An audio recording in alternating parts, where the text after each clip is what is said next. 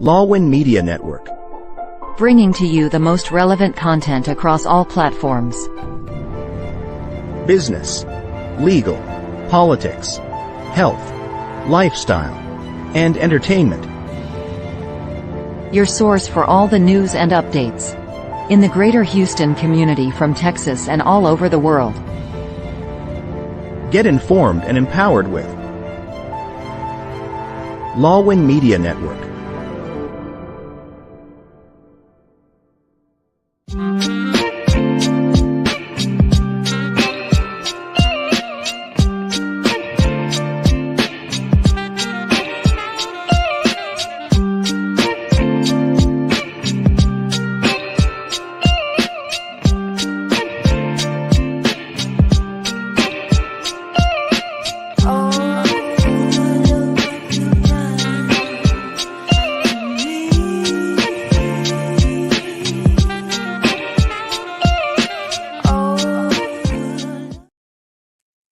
Good evening, everybody, and welcome to Pink Table Talk. I'm your host, Dr. Carly D., a doctorally prepared registered nurse, mentor, professional development specialist, and a victims advocate and thriver. The show is produced by Lawwin Media Network, and you can catch us live every Wednesdays at 7 o'clock Central, 8 o'clock Eastern, either through our YouTube Live channel, Facebook Live, Twitch TV, and on all podcast platforms. I'm so happy to have you all watching us tonight.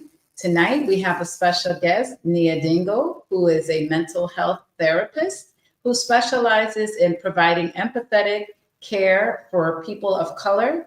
She is a graduate of the University of Houston, and she's passionate about working with individuals who face challenges such as stress, anxiety, trauma, and relationship difficulties. In her practice, she uses a person-centered, trauma-informed approach, and she always recognizes the importance of people's unique lived experiences, and she incorporates cognitive behavioral therapy in her sessions. So I'd love to welcome to the show, Nia Dingle. Thank you so much. That was an amazing introduction. Oh, you're so welcome. Well, you're an amazing individual, and so I'm just so happy to have you here on the show. Thank you for having me. Yeah, so for our audience watching, can you tell us a little bit about yourself, your background, your upbringing? Yeah, of course. So I currently reside in Houston, Texas, but that's not where I'm from. I was actually born in New York, and unfortunately, my father passed away in 9/11, and so my family decided to relocate to Maryland. So I did K through 12 in Maryland, and then I decided for college that I wanted to go somewhere smaller than my high school. So I attended Guilford College, which is a small liberal arts college in Greensboro, North Carolina. And there I was a double major. So I did psychology and African American studies. And it was kind of towards the end of my time at Guilford when I started to think about what were my next steps, what did I want to do? And I knew that my end goal was always I wanted to be a therapist. And so my advisor for my psychology degree was like, have you ever thought about social work? And at the time, I had not. I didn't know what social work was. I didn't know what a social worker was. I was like, is that the people who deal with CPS? Like, I'm not too familiar. But I kind of took a deep dive and I realized that my values were very in line with social work values. And that's when I decided to apply to all social work programs. So in 2023, I graduated from the University of Houston, as you previously said, with my master's in social work, and I had done a clinical track. So my clinical kind of focus is what has led me now to being able to be a mental health therapist. Wow, what an amazing journey. And first, I'd like to say I'm sorry to hear about your father passing away in 9/11. But we do share some similar journeys. I'm from New York also. And then after college, yes. And after college, I lived in Maryland. Oh, wow. That's crazy. And then now I'm here in Houston. So, Yeah. so definitely similar pathways there. So that's really wonderful. So with your practice, I see that you provide trauma-informed care. You also incorporate CBT or cognitive behavioral therapy. Can you kind of explain to us some of the different modalities you use in your sessions? Yeah, of course. So I think it all starts with, for me, understanding that no two clients are the same. So I never go into a session or working with a client thinking that they're going to be just like the previous one that I had. That's kind of where that person-centered approach comes from, is really taking your client at face value instead of trying to compare them maybe to someone else that you've worked with in the past. So that's where I like to start. And then in terms of cognitive behavioral therapy, the way that I really kind of embed that in session is that we want to look at what our thoughts are, because a lot of times what people don't realize is that your thoughts heavily influence your behaviors. And so if we Right. can get you to change some of those thoughts that you're having, maybe they're negative, into some more positive thoughts, we'll start to see the change in your life. So I think that's the ways in which I kind of use those modalities. And then I always go in with trauma informed, because especially Yes. when you're working with communities of color, there tends to be a lot of trauma, known or Yes. unknown, that people have experienced. And so you want to be compassionate and empathetic to that and to those experiences, because they're probably going to come out during those sessions as well.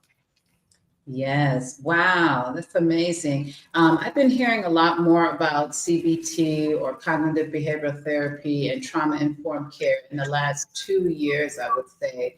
I feel that they're getting a lot more publicity now, and people are learning a lot more about how it can help individuals, especially with those negative thought patterns. Yeah.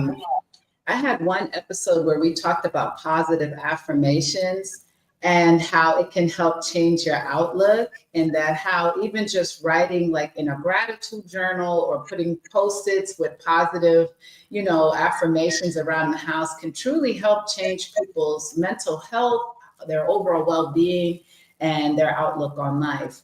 Would you say that that's maybe some type of self-practice for CBT that people can do at home? Yes, I would definitely agree. I actually have a gratitude book myself, and I think it was like 90 days, and it just had a different affirmation for every day in those 90 days. And I would definitely say that it is transformative using positive affirmations. So that's definitely one easy kind of low-hanging fruit that I think a lot of us can start to practice, that really does use that cognitive behavioral therapeutic skill, to get us to thinking in a little bit more of a positive way, and therefore seeing our life in a more positive light. Wow, that's great. That's really wonderful. What are some of the mental health issues that you do see affecting people of color today? And is it rooted in the historical traumas that we have faced here in this country?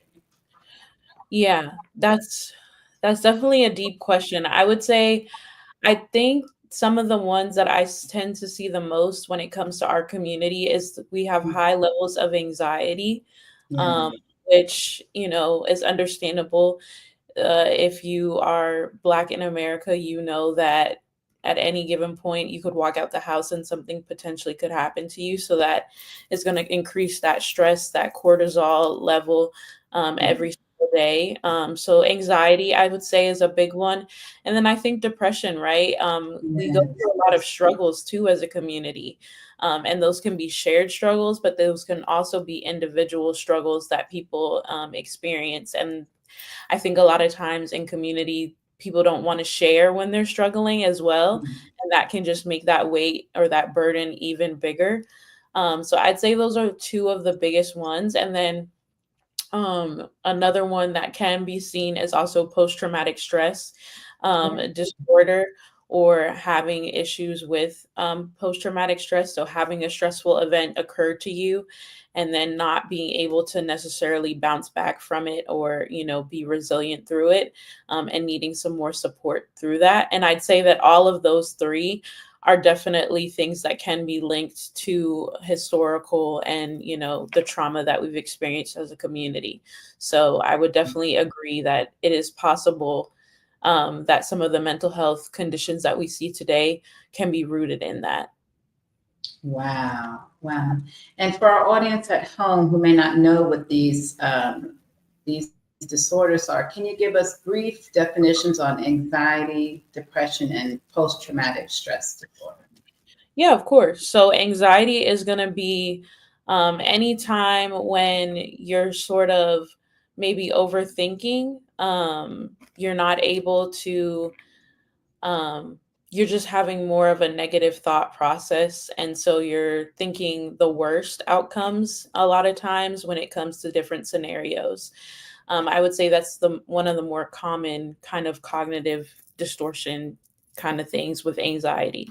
Depression is going to be, it kind of sounds like what it is, but a depressed mood. So having Mhm. low energy, low mood, maybe you're feeling fatigue a lot more.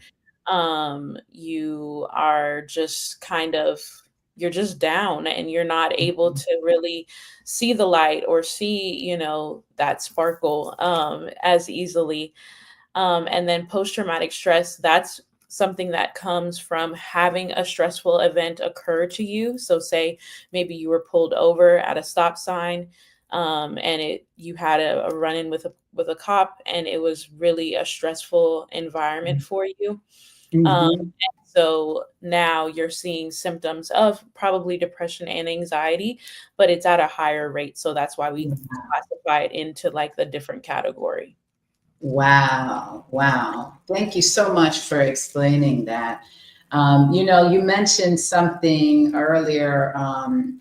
I think you stated that in our community, we didn't really address like depression and anxiety. And I've even heard from people in the community who said, "Oh, we don't get depression. The depression don't exist." Right. That's made up. That is made up. Why does that exist in our community? And where do you think that came from? I think it's just a stigma. I think that I see somebody in the comments said like they were labeled as crazy when they were seeking psychological therapy, and I think that that's very in tune. That's a great example of how this stigma really just prevents people from seeing the possibility that someone is struggling and it could be their mental health. I think we're told to just pray about it or find other coping skills to deal with our mental health issues. But sometimes you need professional care. You need a therapist. You need Yes. maybe to see a psychiatrist. There's nothing wrong with it. It's not weakness. It's, I think, a unique strength when you realize that something is wrong and you want to get help for it. Yes, absolutely, absolutely, and I agree, and I like what the commenter wrote. Mimi DeVera, she said she was undergoing psychological therapy at the age of 17, and her classmates called her crazy, and she says now they're all registered psychologists. Yeah.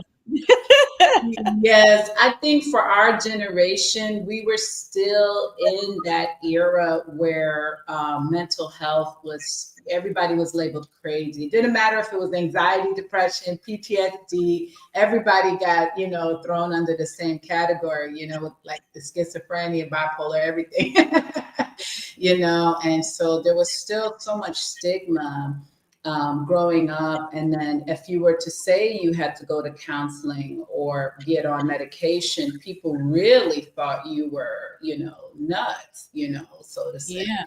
And, it caused a lot of isolation for people going through any type of mental health challenge would further enhance those challenges, by facing that bullying and that isolation. Yeah. I'm glad we're coming out of that and we are recognizing it more.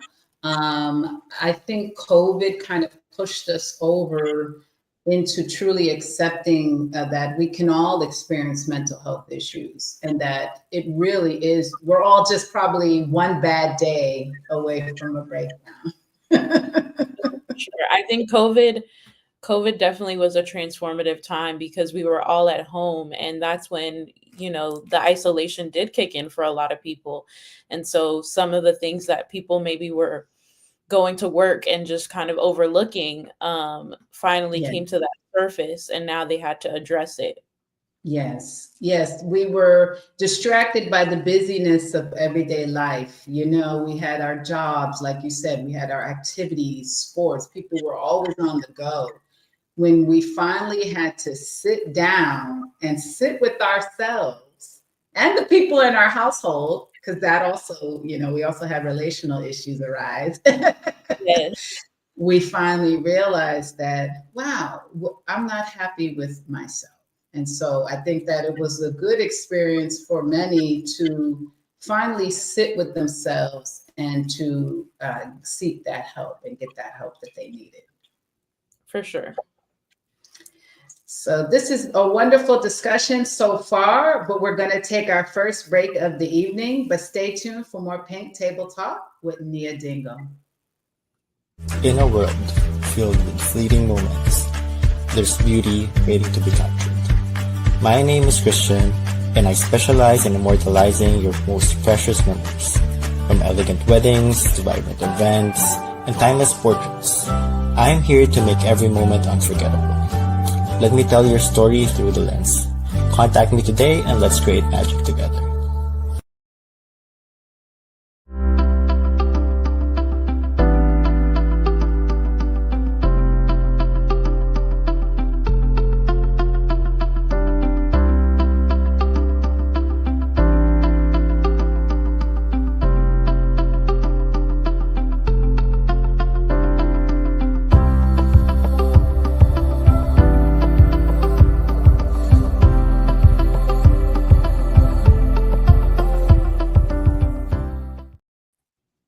Good evening, everybody, and welcome back to Pink Table Talk. Tonight, we're talking to Nia Dingle, mental health therapist, who works with people of color in the community. So before we went on break, we were discussing how COVID shed light on the mental health issues and stigmas that people face currently in our nation. Going off on that, how would you say the current political climate is affecting the mental health issues that people of color are facing today, especially with all these DEI programs that were eradicated? Yeah, I think we're gonna see an influx of a need. That's why I think it's so important for more people of color to join the field, whether it be as a social worker, as a psychologist, a psychiatrist. These are fields that are growing, and we definitely are seeing an influx in people who are seeking out mental health care.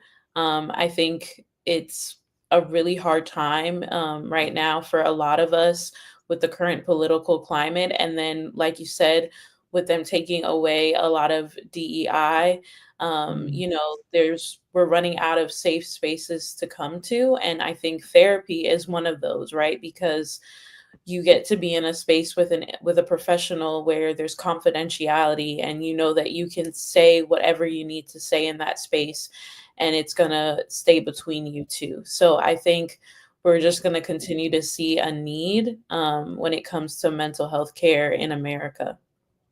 Yes, wonderful, wonderfully said. And how do you find there's a term called code switching, and a lot of people of color tend to do this at work or in other spaces where they don't feel accepted. How does that affect people of color mental health with this code switching? Yeah, I would say anything where you're not being your authentic self has the capacity to overwhelm the system and run it down. So as much as we code switch as a way to survive, I definitely think it is kind of one of those things where you have to definitely be able to decompress in safe spaces. So, just being at home or even at work, if there's moments where you cannot do it, I'd recommend, trying to lessen it, because it definitely is one of those things where you're not being your authentic self, and eventually that's going to run its course.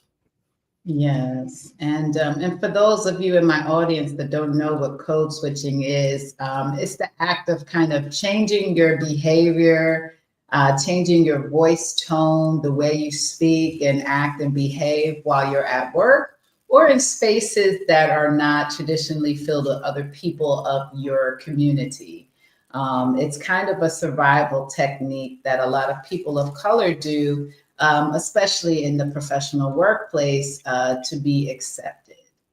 Yeah.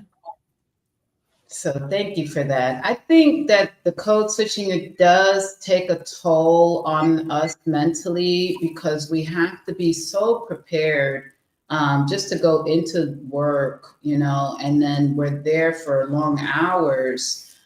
Just like you said, not being our authentic selves. I think that does put a weight on us and a burden on our shoulders. So when people come to you seeking help, are they facing a lot of issues at work?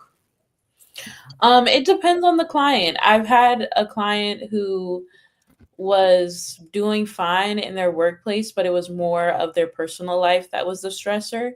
So it just depends on client to client. There definitely are clients where their work life is the main stressor for them. And so trying to figure out what coping skills we can use to kind of navigate that space, because, right, like if you're not ready to leave your job, but your job is causing you a lot of stress, then we have to find ways to maneuver in that space. So it just depends.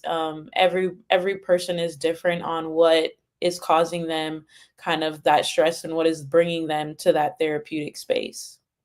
Yes, absolutely. Recently, I read about the Black woman's rest revolution, and it's a revolution, so to speak, about how Black women carry the weight of the world on our shoulders. We carry the weight of the home. We're the matriarch of the family. We do the cooking, the cleaning, we bear the children, we raise the children. And even the husbands and the men, everything falls on us. We have this cape on our shoulders and we have to be superwoman at all times. And if Right. we're not superwoman, we're seen as defunct somehow. How does that turn up in mental health issues for women of color? I think that for women of color, we can see depression, but it shows up in different ways, right? While there's a textbook definition for everything, what that textbook definition does not do is show how it shows up in different communities. So for us as women of color, like you said, a lot of times there's a heavy ability to be able to overcompensate. So you might be struggling with depression or struggling with anxiety, but you show up in those ways, right? You still show up for your family. You still show up at your job. So we would consider this high functioning. You're able to function to a high capacity in your everyday life, but there might be other things that are falling to the wayside. So maybe at home, you're not doing the laundry, or you are not getting enough rest. You're not getting enough sleep at night. But you are showing up at that job and you are making sure that your kids get to school on time. So that's kind of where that high functioning word comes from, is that ability to show up in in the ways that you need to, but in the ways that maybe you want to show up, you just don't have the capacity to show up. Wow. Would you say this leads to a lot of burnout?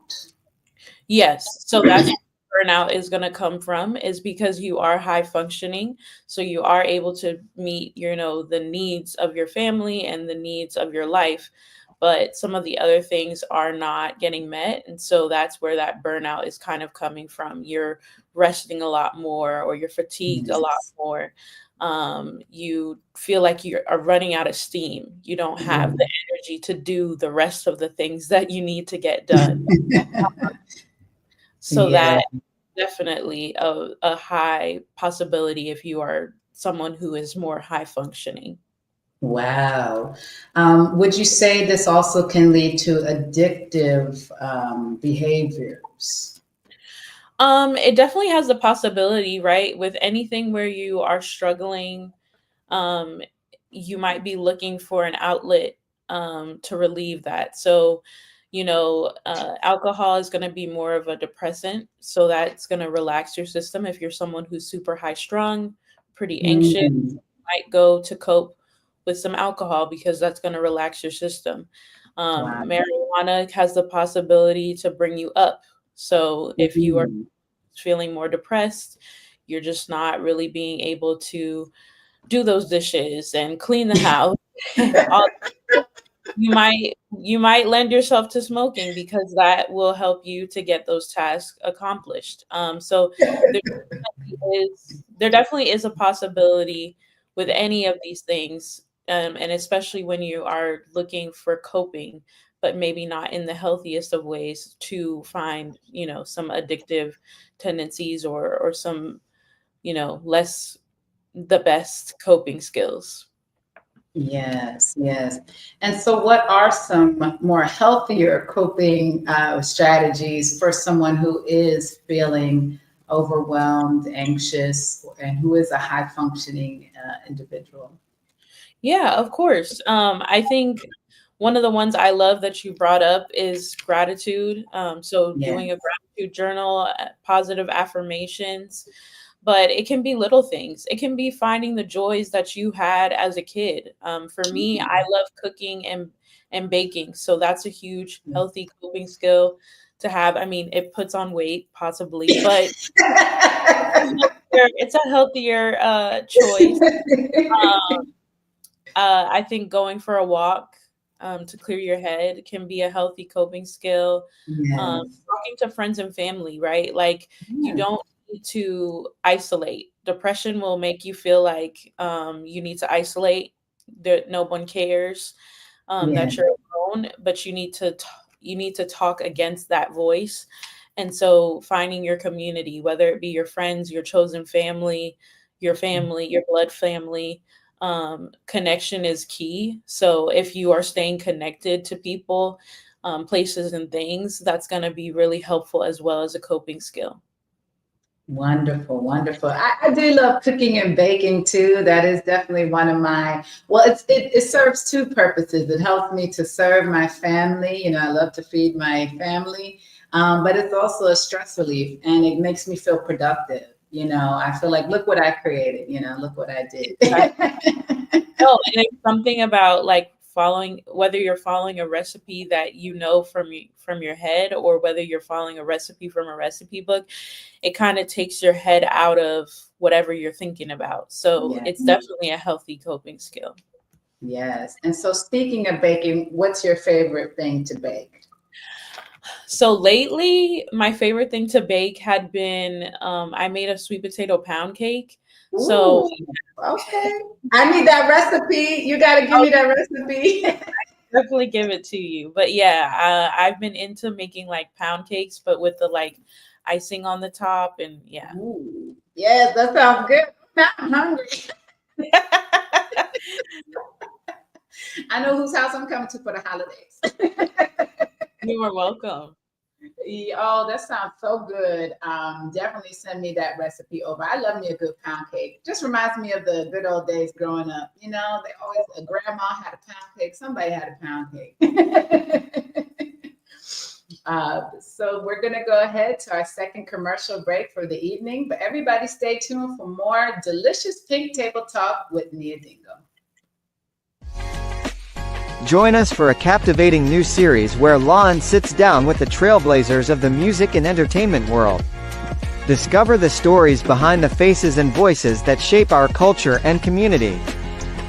We will bring you exclusive interviews with industry legends and rising stars. Behind the scenes insights and get a peek into the creative processes and personal journeys. Artists and performers and their upcoming shows and events. Stay tuned for more updates and sneak peeks. Follow us on social media and subscribe to our channel. Welcome back, everybody, to Pink Table Talk. Tonight, we're talking with Nia Dingle, mental health therapist. Before we went on break, we talked about different ways to cope healthily, whether you're dealing with anxiety, stress, depression. There are healthier ways than options out there for you to deal with those issues.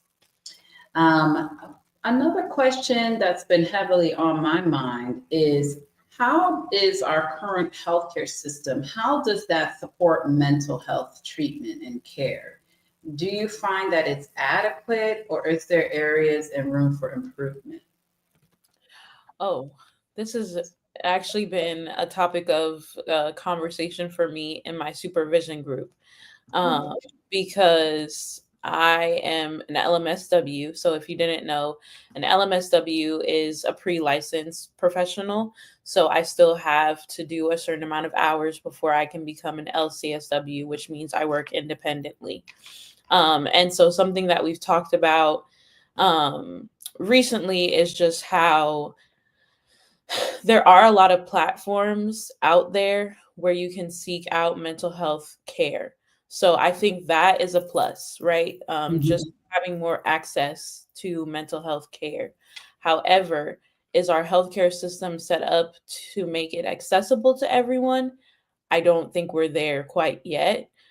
Just because there's a lot of people who are on Medicaid or Medicare, and they're still seeking out mental health care, but it's harder to find a therapist or a professional that will take that insurance. It's a really hard process to get certified or contracted with those insurance programs. And so a lot of times people just give up and they're just like, you know what, I can take private insurance. It's not worth it. It's a headache. So we're still a long way in getting more accessible ways to accessing mental health care. But I think there is a lot of mental health care options out there for people. Yes. And what are those options? So there's a lot of platforms such as like Headway, and I think Alma, and BetterHelp. And so there's just like a lot of different platforms out there where people can kind of access a therapist. And then you can obviously go with private practices, which is what I'm currently, I'm with a private practice, which same thing, they'll take you on as a client. There's a lot of great therapists in private practices, but it just can be tricky with the insurance. So you have to find some place that will take your insurance. I would recommend that, because a lot of times trying to privately pay, it's going to be a higher rate, which can be costly over time. So it's easier if you can try to find someone who's in your network to get that care from. Wow, that's really great. It's good information to know. I have definitely seen those apps being advertised, like the BetterHelp, Headway, Talkspace. I definitely see that there's a lot more apps popping up, offering greater accessibility. And it's easy for people too. A lot of young people who need help, they love to use an app. They know how to use an app, and so it's easy for them to do that. Something else I've seen recently too is a lot of jobs are offering like EAP, employee assistance programs, where they'll offer you like 5 to 10 free sessions a year to talk with a counselor, coach, or therapist. Even I've utilized those resources because it's free. And I think it's really great that employers can offer that for employees, you know, whether they're dealing with stress, financial issues, anxiety, people going through divorces or custody issues. You know, there's a lot of things people are going through these days. And having somebody to talk to and work through those challenges is really helpful. Yeah. And so, yeah, I'm so glad they offer that. I think that's a really I great. recommend it. I recommend it to all my coworkers. When you have an EAP, it's free. So if it's included in your compensation package for your job, then I recommend everyone to take those free sessions. You might find a therapist that you like through that program. Mhm. You might Mhm. just be able to talk through some issues that you're having, and then you can find someone else afterwards. But because it's already included and you're not having to pay out of pocket for it, I recommend it. Yes, absolutely. And I've even heard with higher stress jobs, they offer more sessions. I recently spoke with a woman who works as a probation officer, and she said they offer like 12 or more visits a year through her EAP. And I told her, please use it, because she said just the weight of hearing the stories of her clients is it takes a toll on her. Hearing the atrocious crimes they committed, but then getting to know them on a personal level, she said it takes a toll. And so, I suggested she use those EAP sessions to kind of get that weight off of her shoulders. Yeah. Good So, advice. yeah, thank you. We have some comments from the audience. May DeVera asks, is stress eating a good way to release stress? I mean, it puts pounds on, but it tastes good for the moment. So I'll Yeah. have you answer. You're the professional.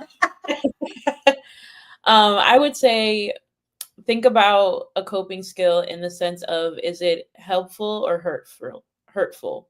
So if stress eating long term is going to be hurtful to you, then I would recommend finding another way to cope, which we know that it can, right? If you gain a certain amount of weight, you lend yourself to having more health complications.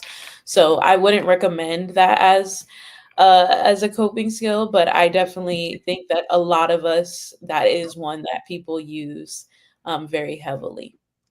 Yes, I'm guilty sometimes of my chocolates.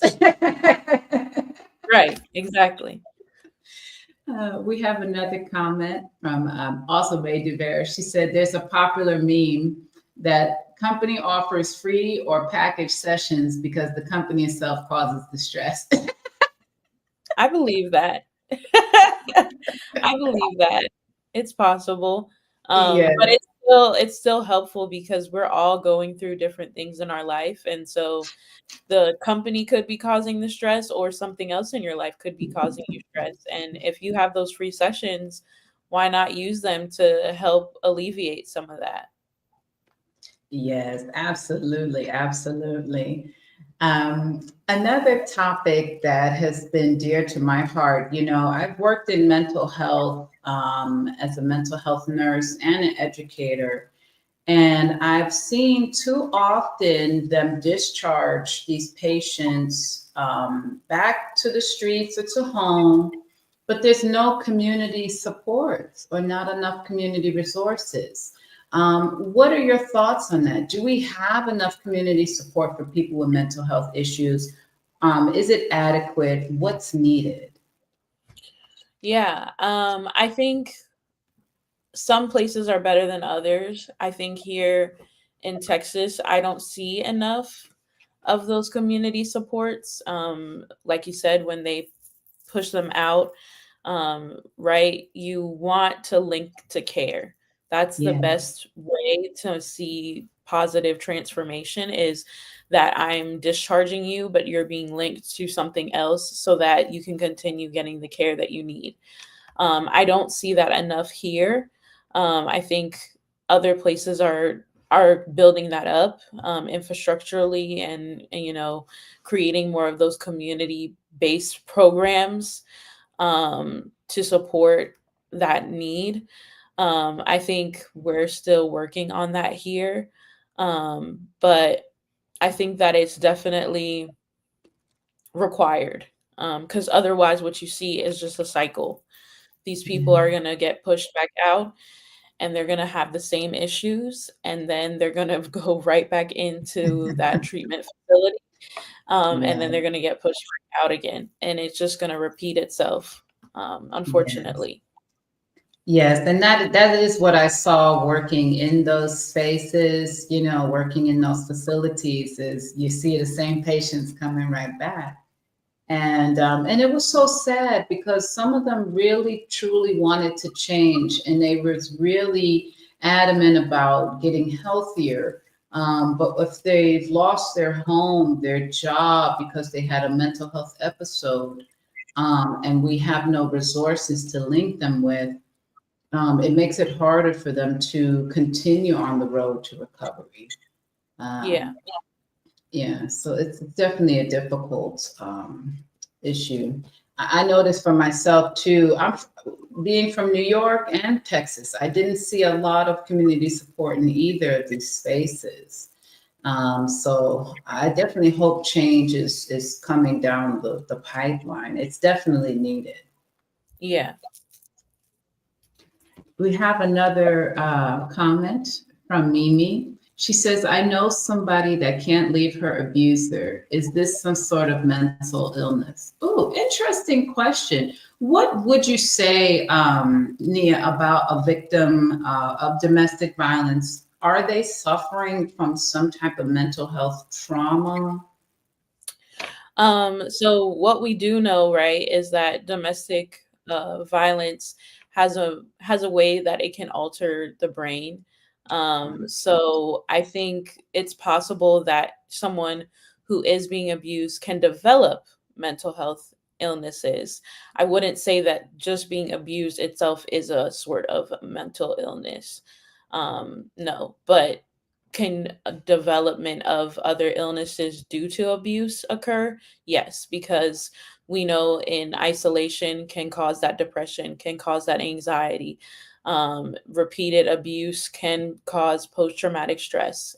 So just the ones that I named earlier can Mhm. all be linked to someone who is going through a domestic violence situation. And because of that, that isolation and feeling hopeless and maybe worthless, right? With feeling Mhm. depressed, we Right. can see that continue cycle of wanting to be with that abuser, even though they are in an unhealthy relationship because they are kind of isolated out. And the connection part we talked about earlier too, of connection is key, is probably not there.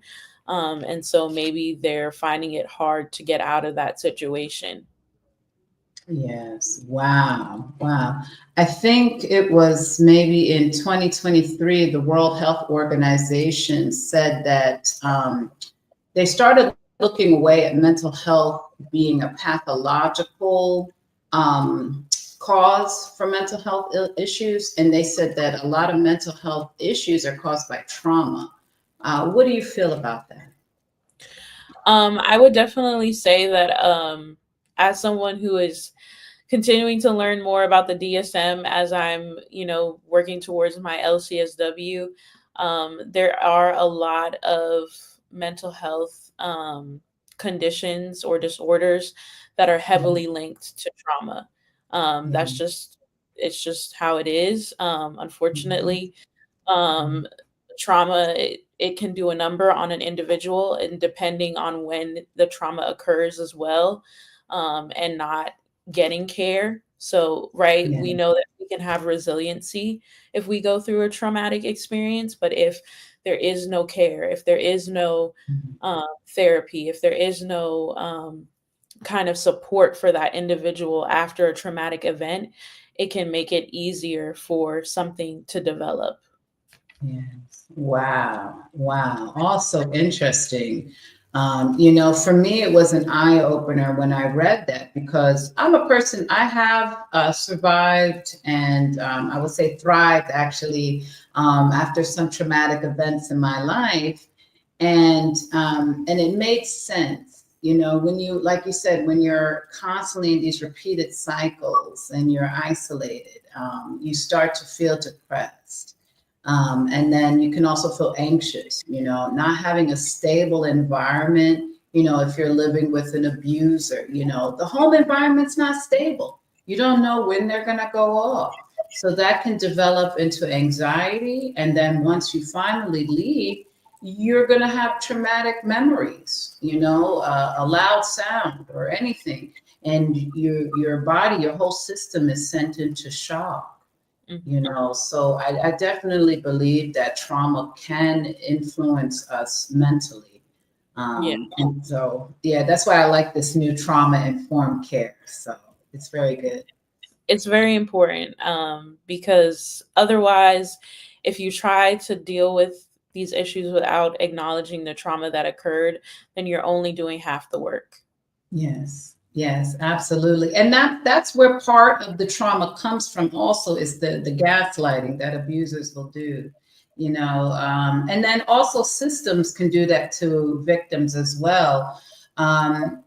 I follow a therapist online she was a rape survivor, and she had tried to take her rapist to court, and she said she was re-traumatized by the system, who tried to tell her that it didn't happen, it didn't occur, that she's making it up.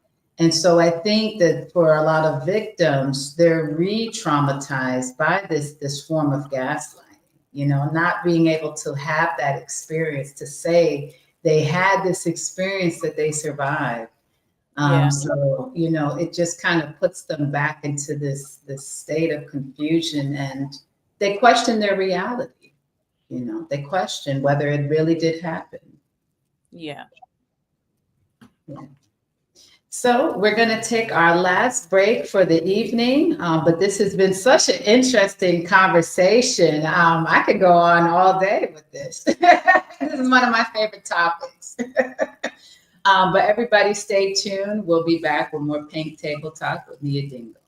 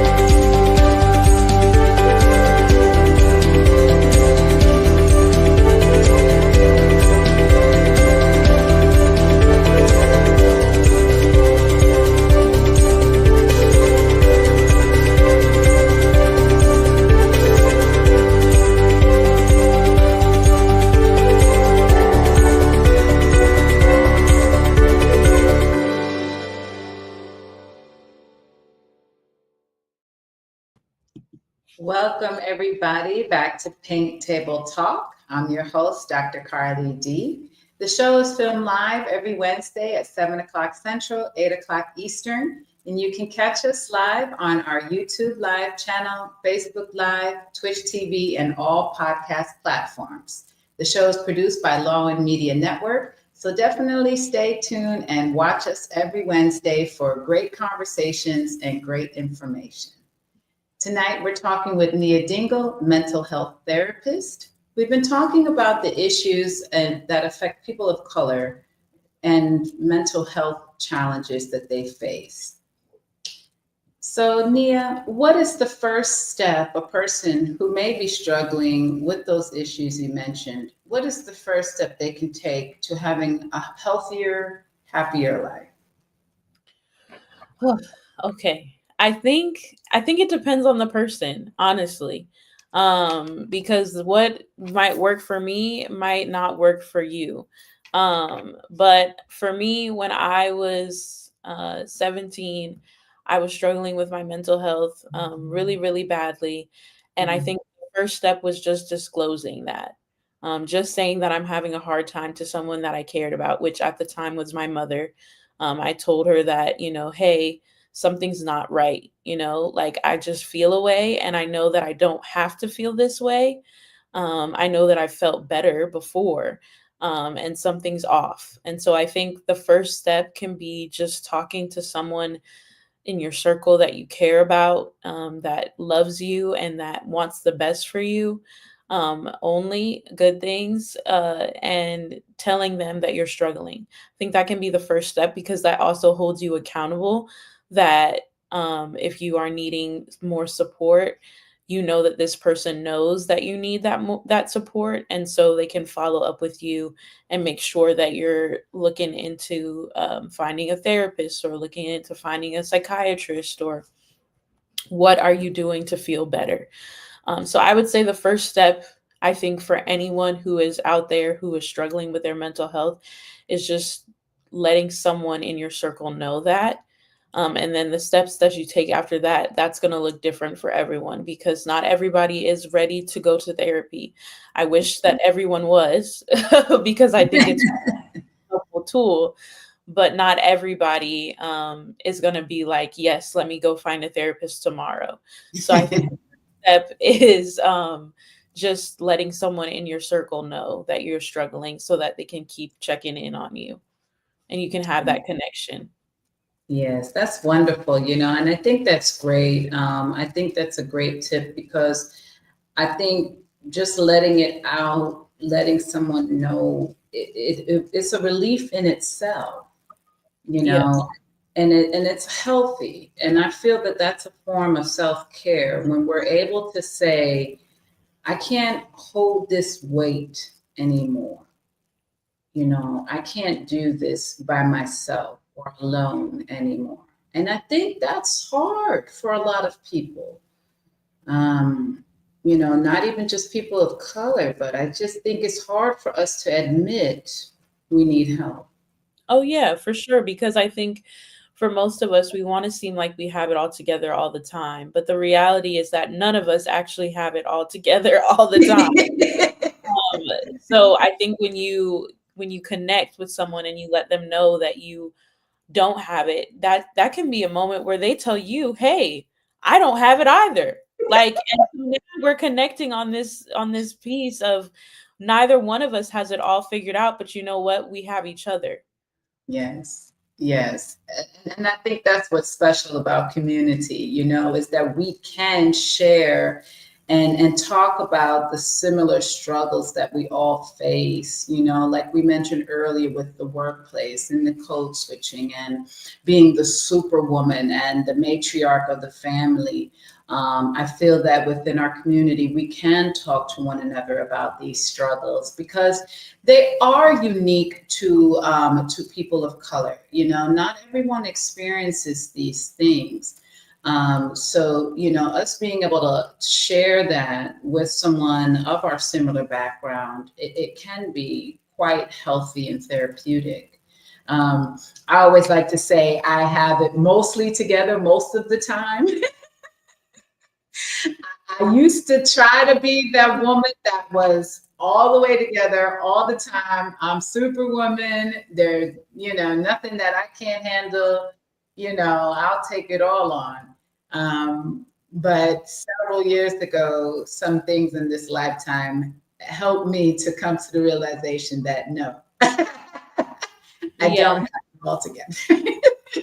and that's okay, and that's healthy to have that balance, where Yeah. you don't have it all the way together, but you can have it as best as possible. Yes, and that's fine, especially for a lot of us type A's, So I started calling myself type A minus. I said, I that's like okay. I don't have to hit the mark 100% all the time. I'm still fine. I'm fine. I like that. I'm gonna take that from you. Yes, it helps me feel better. I'm like, that's fine. I'm type A minus. I don't need it all perfect. So thank you. This has been so wonderful. So Nia, any upcoming projects, books, publishings, anything new upcoming for you for the rest of this year? Nothing of note except that I am taking on clients. So if anyone is looking for someone, or maybe that you know someone who needs care, I am currently with Therapy and More, which is a great private practice here in Houston. We're located we have an office in the Montrose area, but I can see clients remotely, so you don't have to come in office if that's not something that you want. But that is what I'm working on now, is just building my caseload up more and helping as many people as I can. Wonderful, absolutely wonderful. And then you have a social media as well, and Yeah. you have a therapy page. Yeah, there you growing with Sparkle. I love that. That's so cute. And you're such a soft-spoken and understanding individual. I can imagine you being a terrific therapist, and I believe you're going to help so many people. Thank you so And much. oh, you're so welcome. And you've been such a delight to have on the show today. So for those of you out there who are in need of any mental health support, it's okay. It's okay to get some help. Definitely reach out to Nia Dingle if you are in need of a new therapist, especially a therapist of color. So thank you all for tuning in tonight. That's all we have for you guys. And stay tuned for next week, Wednesday at 7 o'clock Central, 8 o'clock Eastern on Lawin Media Network. And I hope you all have a wonderful night. Bye-bye.